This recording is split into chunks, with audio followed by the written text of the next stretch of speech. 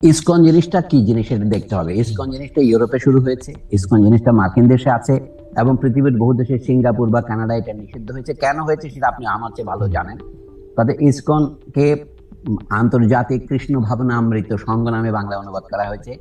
International মানে society for Krishna consciousness, নামটা সুন্দর। এটার পিছনে যদি আপনি যেতে চান, এর পিছনে ভারতের যে আদর্শকে হিন্দুত্ববাদী আদর্শ বলা হচ্ছে, যেটাকে সরাসরি ফেসিবাদের সাথে সম্পর্কিত বলছিল নাকি, আমি বলবো এটা ফেসিবাদের সাথে সম্পর্কিত না, এটা তো ফেসিবাদী, এর আদর্শ ফেসিবাদী।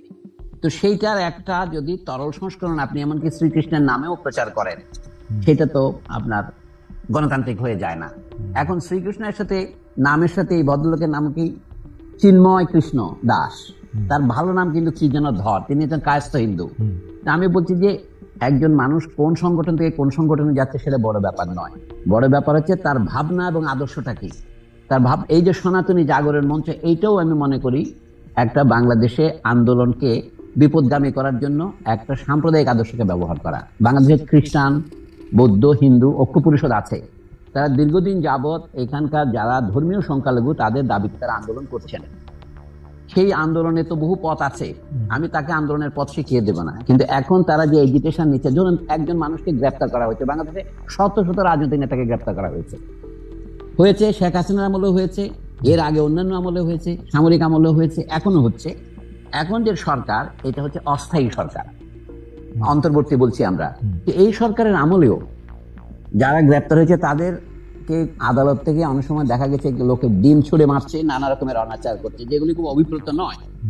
কিন্তু চট্টগ্রামে একজনকে যদি গ্রেপ্তার করা হয় অথবা তাকে যদি জামিন দেওয়া না হয়, তাহলে আদালতে হামলা করতে হবে, এটা সাধারণ ব্যাপার নয়। এই যে অসাধারণ দিক, আমি এটার কথাই বলছি। এখন সরকার যদি ঠিকভাবে নিয়ন্ত্রণ করতে না পারে, এটা দুঃখজনক। এই সরকারের যোগ্যতা এই সরকার তো নানা দিক থেকে বাধার মুখোমুখি হচ্ছে, এমনকি তার খোদ আমলাতন্ত্র তার সাথে সহযোগিতা করছে না বলে সরকারের ভিতর থেকে আমরা নানা রকমের উষ্মা শুনতে পাচ্ছি।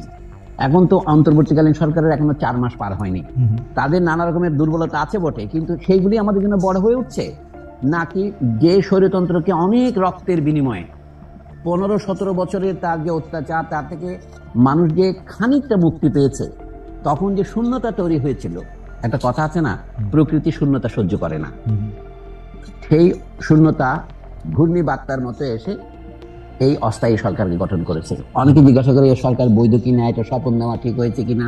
আমি এগুলিকে মনে করি এগুলো একাডেমিক কুতর্ক। আসলে দেশের দুর্বল অবস্থায়, দেশ যখন বলতে গেলে নেতৃত্বহীন, সেই সময় যাকে ছাত্র এবং জনসাধারণ যারা আন্দোলনে প্রাণ দিয়েছে তাদের প্রতিনিধিরা যাকে মনোনীত করেছেন, আপাতত তিনি সরকারে আছেন। তো তার যোগ্যতার অনেকগুলো ঘাটতি আছে। যেমন সরকার চলতে পারে না যদি তিনি সেনাবাহিনীর সমর্থন এবং সহযোগিতা না পান, সরকার চলতে পারে না তিনি যদি দেশের জাতীয় আমলাতন্ত্রের সহায়তা না পান।